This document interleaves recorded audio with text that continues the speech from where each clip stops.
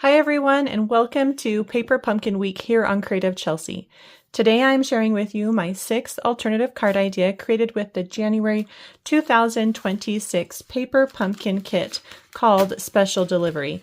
This kit creates the most beautiful cards with soft Valentine colors, gorgeous floral images, and fun postage-inspired elements. These are the 3 original cards that you can make along with their coordinating envelopes. So today for my alternative card, I wanted to share with you a fun technique that you can use to stretch the images and other pieces in the kit. By cutting and separating this floral element, you can create a design that flows across the entire card front and feels completely different from the original cards.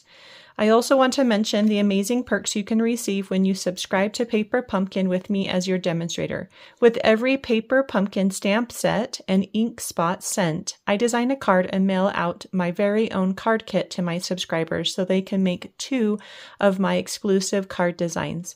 These cards are so fun and show new ways to use the stamps and ink. We also meet once each month to make the card together, chat, and have fun. If you would also like to receive this extra perk, sign up for Paper Pumpkin using the link below and make sure to select me as your demonstrator. Don't forget to like and subscribe to my channel. Let's get started. So before we begin, let's go ahead and talk about the things you need. You're going to need a crumb cake card base or a similar color. From the green plaid envelope, I've cut a piece that is 4 inches by 5 1/4, and I've tried to get that center of the envelope right in the middle of that piece. I also have a piece from the small white card base, and we're going to use this for our stamping and punching. I have the large pink flower as well as the large branch with leaves and berries. And then a piece of crumb cake baker's twine. Let's get started. I wanted to add a little more texture to the envelope piece, and of course I went to splattering. So I've got my dark crumb cake stamp and blend marker here, and I'm just going to splatter a little ink across the whole thing, just like that. So then we're going to add that to our card base. I'm going to do it with a little liquid adhesive, and there should be a nice border all the way around.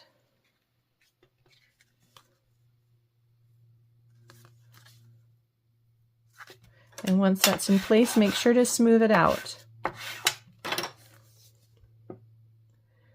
Okay, grabbing your paper trimmer, we are going to cut our flower in half.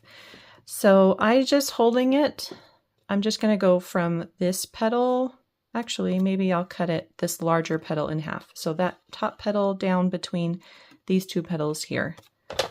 So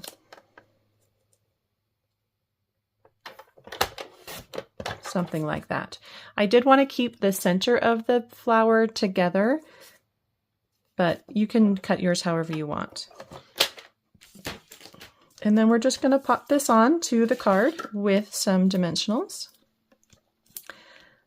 Make sure to support the whole card if you can, or that whole piece.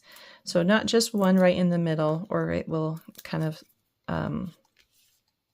lay weird. And then you'll just put this right up against the straight edge of the envelope piece, leaving the crumb cake border.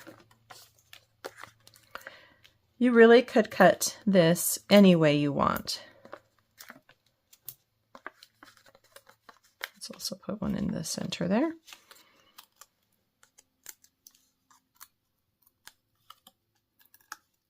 Okay, and this one's going to go up closer to the top. So just 2, one on the left side, one in the bottom right corner. Then we'll take our leaves and we're going to separate these as well. So keep them kind of together in their groupings. And we'll just pop these on with dimensionals. And we'll add these after we do our next step, because I just remembered that these go on top. So on that scrap piece from the small basic white card base that's in the kit, we are going to stamp 4 of the love and heart circle image in Poppy Parade ink. Actually, we need just 3, not 4. So, and then we're going to cut them out with a 1-inch punch. If you don't have a 1-inch punch, you could use a small circle die cut. That would also work.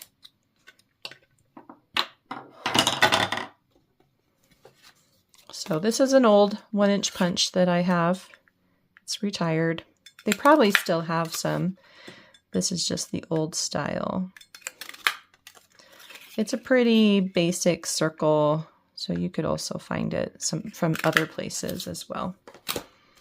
One of these we're going to cut in half, and it doesn't need to be like right down the heart. So kind of move it off to the side so it gives a little bit of interest, and just cut it in half. And that's where we kind of get our 4. These do not get popped up with dimensionals, so just a little liquid glue or glue dot would be totally fine. And we're just going to pop them on, kind of choose some random places. I got one whole one there, another full circle, maybe up here. And then we have a half. And really you could put these anywhere. You could also do more if you want. We'll put a half down here, maybe move it over so it's more in the corner. And then the other half up here. The only thing I'm trying not to do is make them on that same level. Okay, so you'll see they're not stacked if I go either horizontally or vertically. Now we can add our leaves. I'm just going to pop this leaf of 2 down here in the corner,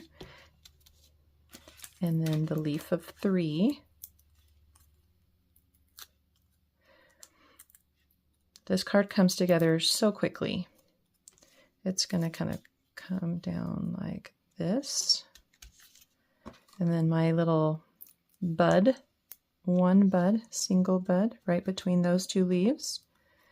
And then this one needs to be moved over. Goes up on top.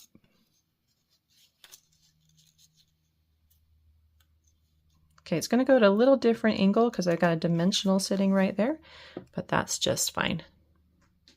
Okay, let's go ahead and stamp our greeting. I did forget to mention that we need the little pink greeting strip from the kit, and we're going to stamp the Just For You in Poppy Parade right in the center.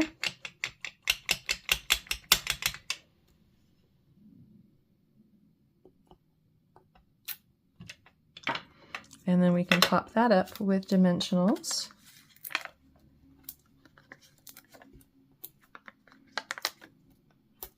And that's going to go kind of in the middle of our little scalloped rectangle.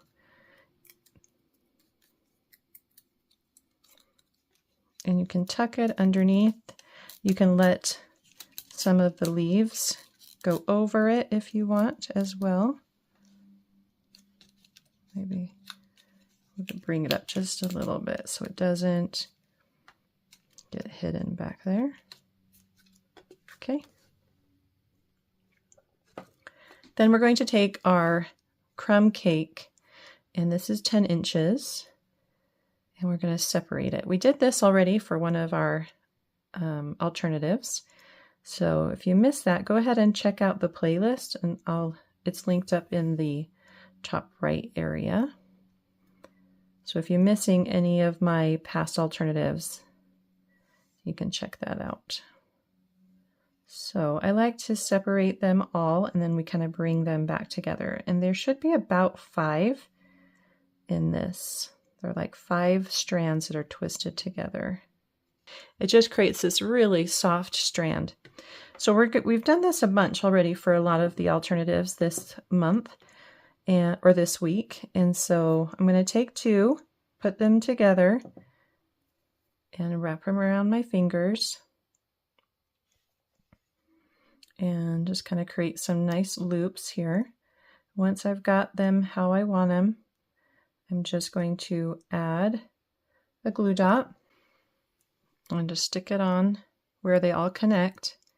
And then we're going to just tuck this underneath some of the elements just to add some texture and just soften everything up just a little bit. So this one I want to kind of tuck between the flower and the leaves here. Just see how easy it is to add those. I'm going to do another 2, and then I'm going to do one that's just a single.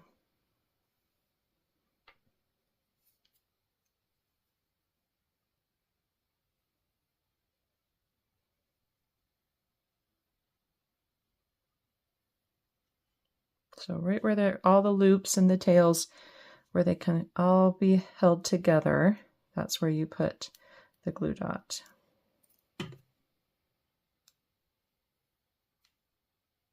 Oops.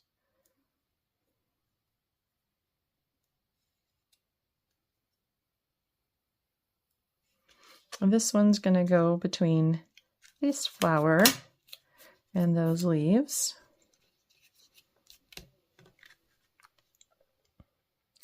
And then we have our last one that's going to go up at the top.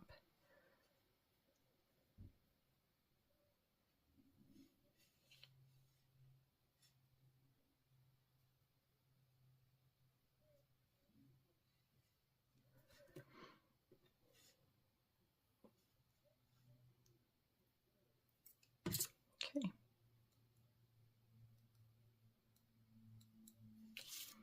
And just stick that right in there. So cute, just a nice soft element that you can add around your card. And your card's all done. Well, I hope you enjoyed watching me create this beautiful card today. If you're interested in getting written instructions or close-up images on how I created this card, you can visit my blog, creativechelsey.com. Thanks so much for watching. Have a creative day. Bye.